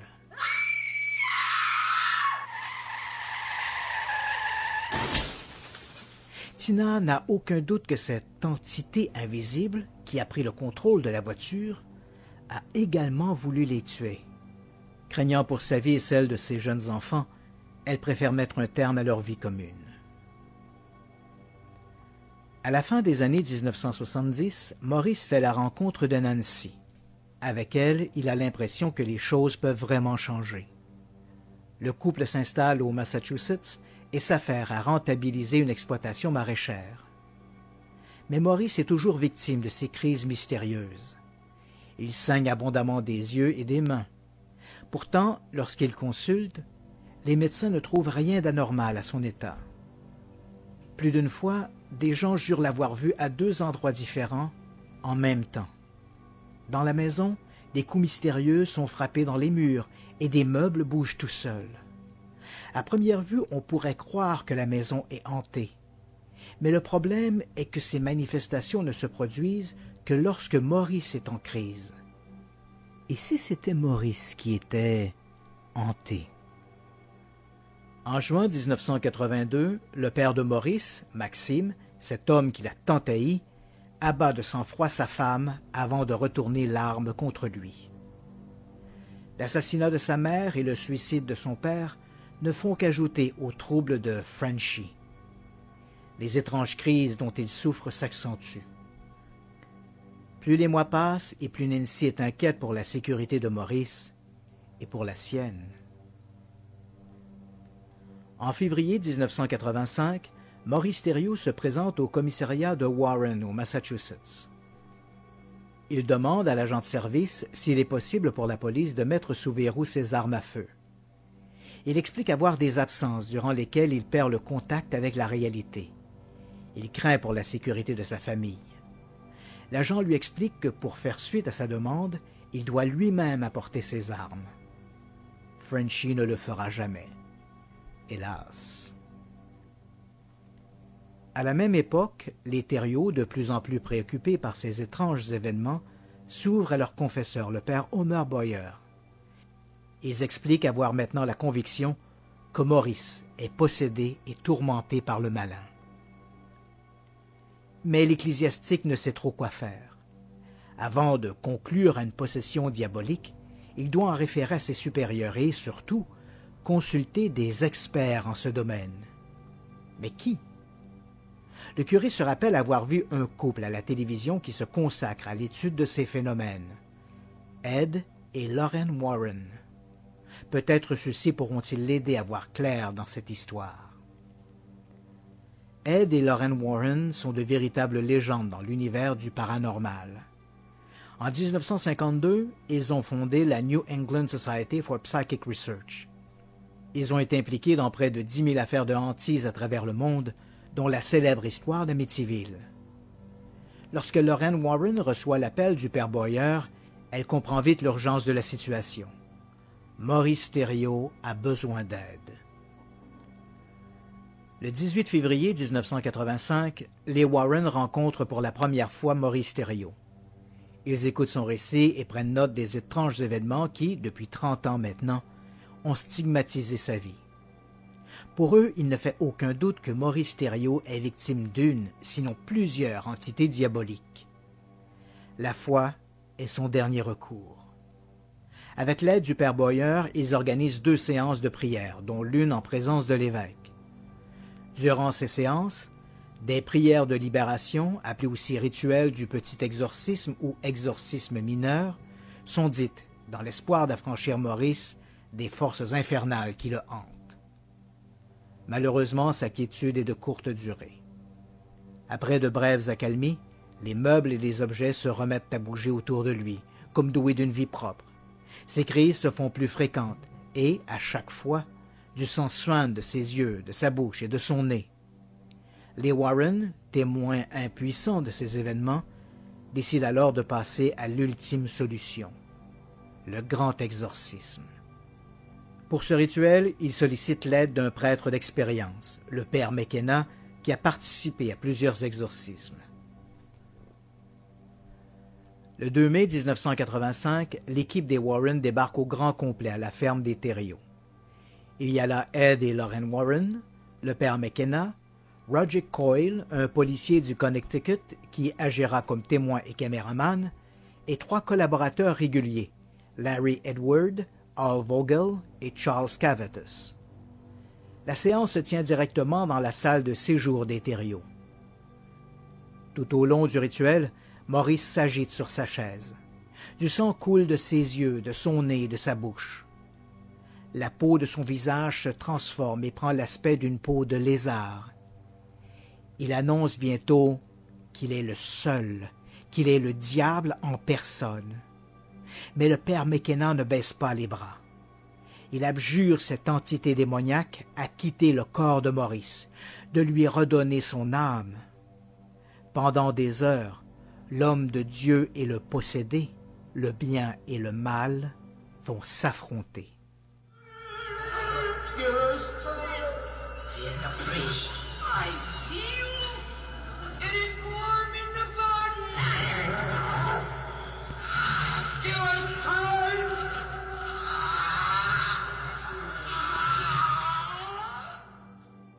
À plusieurs reprises, les participants devront se saisir de Maurice Thériault pour l'empêcher de se jeter sur le prêtre. Mais à la fin, le visage de Maurice reprend son aspect humain, ses traits se détendent et le sang cesse de couler. Maurice Thériault semble enfin libéré du mal qui, depuis des lustres, a fait de sa vie un enfer. Après le rituel, Maurice Thériault reprend une vie à peu près normale. Pendant un temps, les Warren vont maintenir le contact avec lui, juste pour s'assurer que tout va pour le mieux, sachant par expérience qu'une rechute est toujours possible. Celle de Maurice Thériault sera sanglante.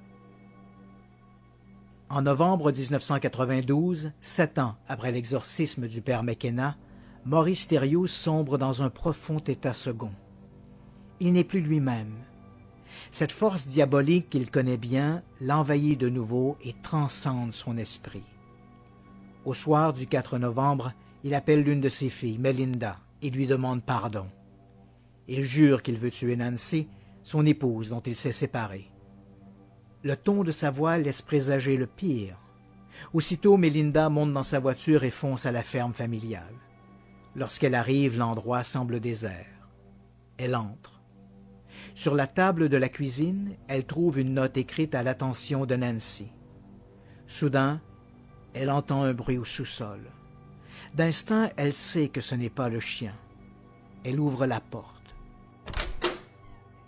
Son père se tient derrière et la braque avec un fusil. Il s'attendait visiblement à voir Nancy. Melinda lui dit de se calmer. Elle pense appeler le 911, mais Maurice a déjà coupé la ligne du téléphone. Il a stationné sa camionnette à 1,5 km derrière la maison, hors de vue. Melinda lui demande de s'asseoir sur le divan et de se calmer. Elle prie pour que Nancy n'arrive pas à ce moment-là. Maurice s'excuse d'avoir été un père absent et explique les raisons de ses gestes. Melinda lui répète que ce n'est pas la solution. Sur cette entrefaite, Nancy rentre à la maison. Maurice est enragé. Dès l'entrée de Nancy dans la pièce, Maurice se lève et la braque avec son arme. Il l'implore de l'écouter, mais Nancy refuse de lui parler. Elle insiste pour qu'il parte sur le champ. Sur ce, Nancy ouvre la porte donnant sur le balcon avant et fait le geste de sortir. Sans hésiter, Maurice lui tire dans le bras. Nancy s'affaisse dans l'entrée. Maurice l'empoigne et la traîne à l'intérieur. Melinda tente de s'interposer, mais Maurice la repousse en arrière. Il lui dit qu'il l'aime, puis se retourne à nouveau vers Nancy. Elle est semi-consciente et baigne dans une mare de sang. Son bras gauche ne tient plus que par un filet de chair au niveau du coude. Il la dévisage. « Regarde-moi et rappelle-toi bien de ceci. » Il se retourne à nouveau vers Melinda et lui demande pardon. Il place alors le canon dans sa bouche et appuie sur la détente.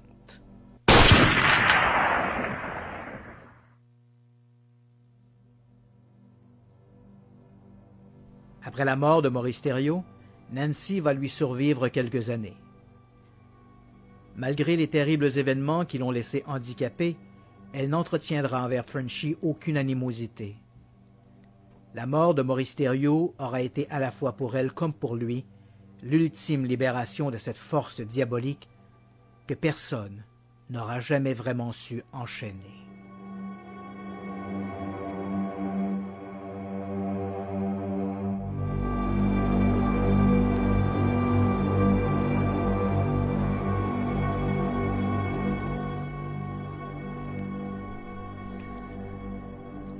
Tout à fait terrifiant comme je l'aime.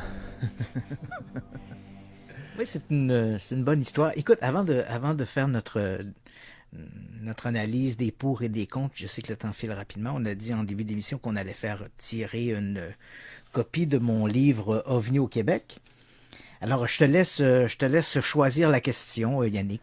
Ah, écoute, un des films préférés de Christian Page et un de mes films préférés à moi. Donc, 2 réponses à donner. Un des films préférés de Christian Page, puis un de mes films préférés qu'on a donné dans l'émission.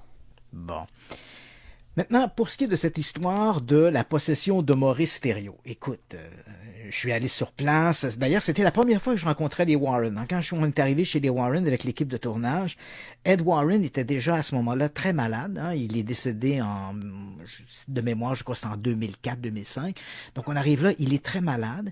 Et donc, on est accueilli par Lorraine Warren. Je t'ai déjà raconté un peu cet épisode. On est là, moi, le caméraman en particulier. Puis c'est tellement une bonne madame, là, une bonne grand-mère. À un moment donné, je dis au caméraman, puis elle se levait régulièrement, elle allait voir Ed, elle était au petit soin avec Ed. Puis à un moment donné, j'ai dit au caméraman, si on s'en va pas, là, elle va se mettre à nous faire des biscuits. C'est une femme qui était tout à fait chaleureuse. En revanche, et c'est un peu un point faible, si on regarde cette histoire, comme elle a été enquêtée par les Warren, si c'est vrai qu'ils jouissent auprès du public d'une belle réputation parce qu'on les associe au film, justement, La Conjuration, dans la réalité, c'était loin d'être des bons enquêteurs. C'était des gens qui étaient un peu zélés sur la religion, voyaient le diable partout. Puis on leur a reproché à bien des occasions d'avoir un peu manipulé les faits pour pouvoir écrire des livres, écrire des films, etc. Et d'ailleurs, l'histoire de Maurice Thériault a fait l'objet d'un livre écrit par les Warren en collaboration avec Michael Salandra puis Mark Miranda qui s'appelait Satan Harvest, la moisson de Satan. Ça a été publié une première fois en 1990 et réédité en 2014.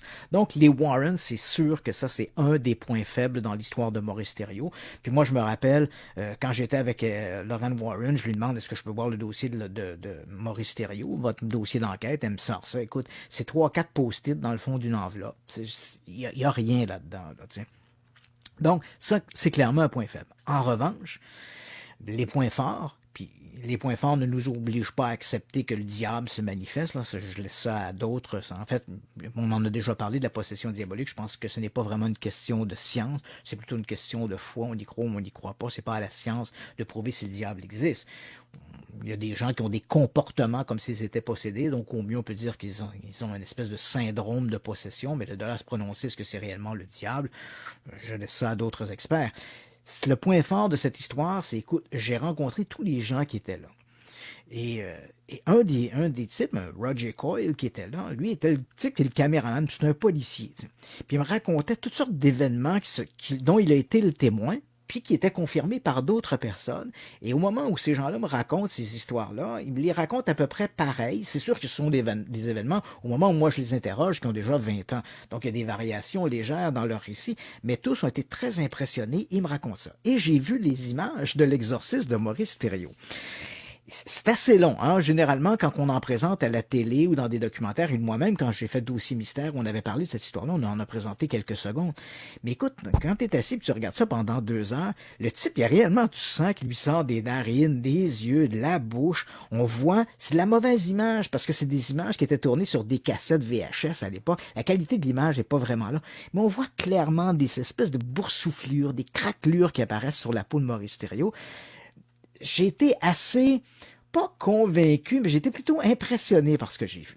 Et l'anecdote que je voulais te raconter, là, à un moment donné, je me mêle un peu dans mes dossiers, puis là, je dois aller rencontrer à gauche, à droite.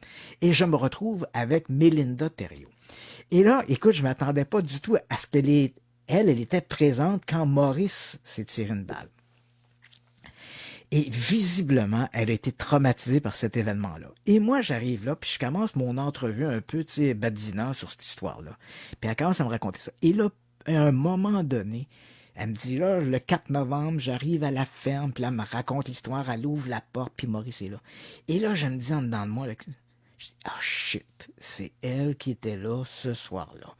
Fait que là, elle se met à pleurer, ma chaude larme, puis là, elle a de la misère à me raconter l'événement. Puis là, moi, je suis comme tout dans mon petit coin, là, je dis, oh, tabarnouche, je voulais vraiment pas ça. Puis là, le caméraman, je me rappelle, c'était un type qui s'appelle Patrice Massenet, qui travaillait à Radio-Canada, Et là, Massenet me fait comme une espèce de geste, il met son index dans mon dos, puis il me fait un rond en voulant dire, je continue à tourner, tu sais. Fait que moi, écoute, je suis mal à l'aise de cette situation-là, mais en même temps, la façon dont elle me racontait ça avec l'émotion, c'est quelque chose qu'on ne pourra jamais refaire à la télé. On a dû couper, ça a duré longuement, ce moment d'entrevue, mais c'était troublant la façon dont elle me racontait ça, comment elle était convaincue, bien sûr, que son père était réellement possédé par une entité. Elle me disait, c'était plus lui, je le reconnaissais plus, et au moment où...